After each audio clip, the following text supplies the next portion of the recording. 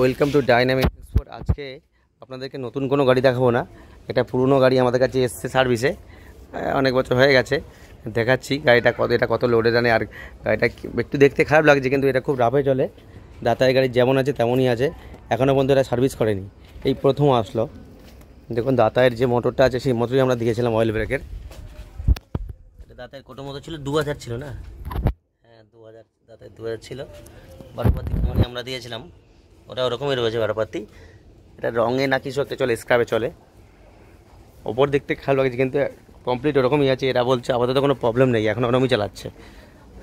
এতদিন পরে আমার কাছে সার্ভিসে আসলো, 1.5 বছর 2 বছর, 1.5 বছর বেশি হবে না, কতদিন হবে এরকম আসলো।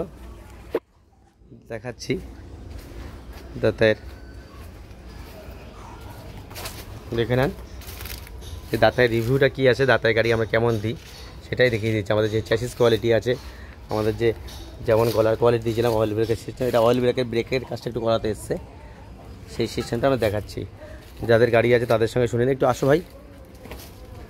এমনি গাড়ি তোমাদের কোনো সমস্যা আছে? এতদিন চালিয়েছো? গাড়ি এতদিন যেটা চালাচ্ছি কোনো সমস্যা নেই, শুধু আর কি ব্রেকটা একটু ডিস্টার্ব হচ্ছে। মানে ব্রেকটা সার্ভিস করতেছে, তাই তো? সার্ভিসিং করাতে এসেছি ব্রেক। আর ব্যাটারি তো চার্জ ভালো পাচ্ছ তো?